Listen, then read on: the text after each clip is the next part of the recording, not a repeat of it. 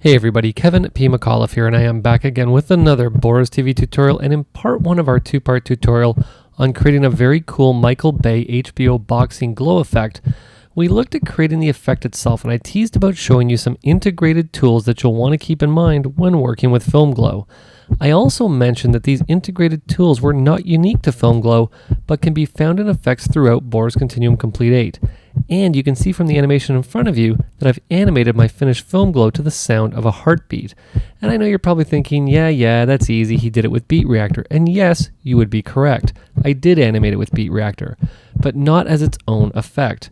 I animated it from the integrated Beat Reactor right from within Film Glow. Let me show you why this is easier to do than it ever has been before.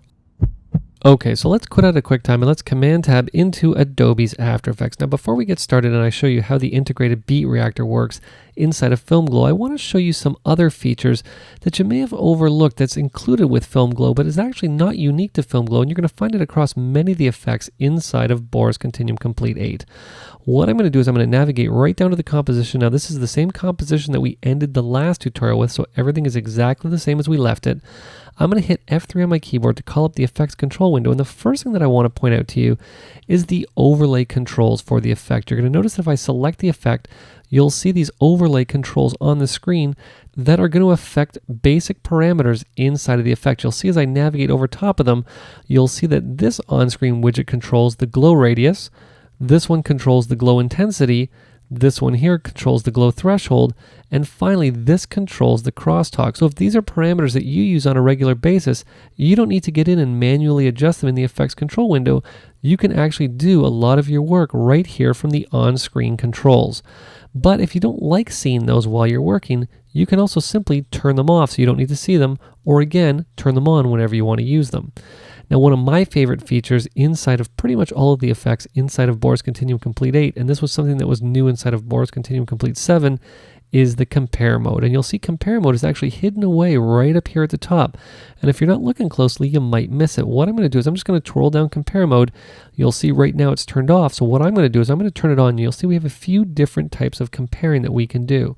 The one that I like to use all the time is simply compare. You'll see that as soon as I turn compare on, a red bar has now appeared down the middle of my screen. And along with that bar that has appeared, you'll see over here on the left-hand side, we now have access to the wipe parameter, which I can now manually drag over to get a before and after look as to exactly what is going on with the effect. Now you'll see that I dragged it over here inside the effects control window, but of course, I can also grab it and adjust it right here from within the on-screen controls. Now what's important to keep in mind about compare mode is that once compare mode is turned on, you'll see that if I step out of the effect, it's still there.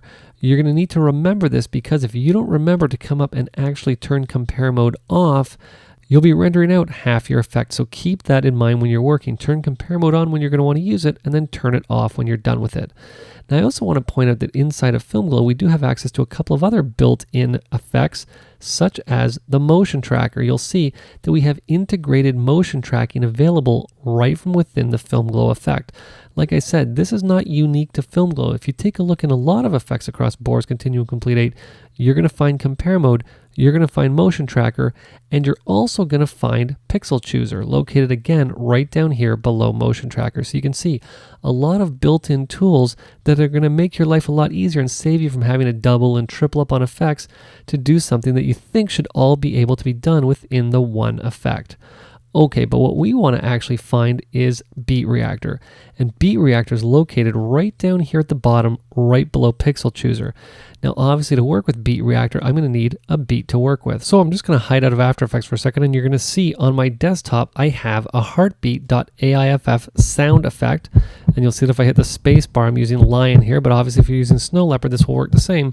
I'm just going to hit the space bar, and I can preview this heart beating sound effect. Now, this is what we're going to want to animate our glow to inside of After Effects. So let me show you how it works with the integrated Beat Reactor. We're going to Command Tab back into After Effects, or obviously Alt Tab for all my Windows friends out there. And the first thing we obviously need to do is to enable Beat Reactor. Once I have Beat Reactor enabled, you're going to see now that Beat Reactor has come alive down at the bottom of Film Glow. I'm just going to troll down Beat Reactor, and you're going to see that Beat Reactor is actually a little bit different when it is integrated in the effect as opposed to how it works when you're just applying it as a separate effect. You're going to see the very first thing that After Effects is going to want to know is, what is the host sound layer? What that actually means is that we're going to need to import that into After Effects. So let's just do that. Command and I on the Mac, Control and I on Windows. I'm going to select my heartbeat sound effect. I'm going to say open, and I'm going to drag it and drop it into my composition. Now when I go back into the effects control window and I scroll all the way back down to the bottom to Beat Reactor, and it asks me what is the host sound layer, what I'm going to do is tell it that it is the heartbeat sound. As soon as I do, you're going to see everything else come alive down here at the bottom. All of my parameters have now become active. Now, how the integrated Beat Reactor works is, like I said before, a little bit different as to how the standard Beat Reactor works. In this case, you'll see that if I apply parameter A2, you'll see it says unused. If I click on the dropdown, you'll see that I actually only have 3 options. The 3 most common parameters that you would be applying Beat Reactor to, you actually have access to right here.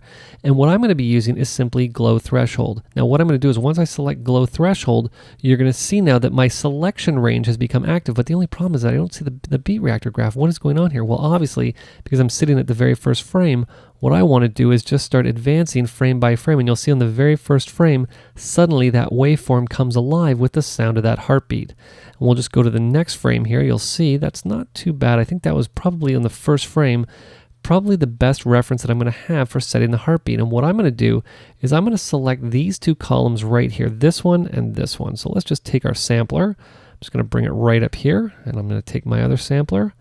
We're just going to bring it right over here like such. And believe it or not, most people might think that we were done, because you're going to see that what happens is that if I come back up and I say, don't show me the graph anymore, and I'm just going to come up and I'm going to turn off my on-screen controls here. There we go. And I'm just going to preview this quickly here. You're going to see that there is our effect looking very nice already. And in most cases, people might think that we might not even really need to do anything else to this effect because it's going to look pretty good, except there is one little bit of an issue that's going on. And what I'm going to do is just simply hit the spacebar here to preview this. And you're going to see that the effect is actually reversed. What is happening is you'll see that when the heart beats, when it stops, the glow stays on the screen, but we'd actually rather have it the other way. When the heart's beating, when it goes bum bum, that's when we want the glow to appear. So how do we adjust this? Well, it's actually very easy. I'm just going to stop this for 1 second. I'm going to come back into my Film Glow effect all the way down to the bottom to Beat Reactor. What we're going to do is we're going to drop down our Audio Apply Options A, and all I'm simply going to do is I'm going to reverse the output minimum and the output maximum so that the minimum is 100 and the maximum is 0. And then when I preview this again, it's looking pretty close to what I want it to be. Now, the only issue that I have going on is that the glow is now very staccato. It kind of cuts on and cuts off. Whereas the heartbeat, I want it to be, the beat hits and then it sort of fades out. And most people might think, oh, well, I don't know how we would get in and do that. But believe it or not, again, this is something that's very easy to adjust right from within Beat Reactor. And the parameter that we're going to be adjusting is simply fall off. You'll see that the fall off right now is set to be none. And you'll see in brackets, it says immediate, meaning that the effect hits and disappears instantly, which is why the glow is cutting on and cutting off. What we actually want to do is I'm going to turn this on and I'm going to set the fall off to be linear, and I'm going to set the fall off time to be 1, which basically means 1 second. Now what we're going to do is we're going to preview this again. And it's only going to take a second here for it to preview, and once it's done and starts to play back, there we go. You're going to see now that we have a very cool, very organic film glow that beats to the beat of that heartbeat and really creates a very smooth, very organic look that you would see in something like the opening of HBO Boxing. So you can see that using the integrated Beat Reactor with an effect like Film Glow is a great way to get in and add an extra layer of realism to the work that you're working on, and to create a very, very cool end look that in most cases your clients might have to go to those high-end compositing suites to create. Well, now you can tell them, you know what, don't worry. I've got the power of Boris Continuum Complete 8 and Film Glow with integrated Beat Reactor, and I can do that effect for you right here in my own edit suite. So if you have any questions, you have any comments, or you have any tutorial requests, you can send them to support@boriseffects.com. This has been Kevin P. McAuliffe. Thanks a lot for watching.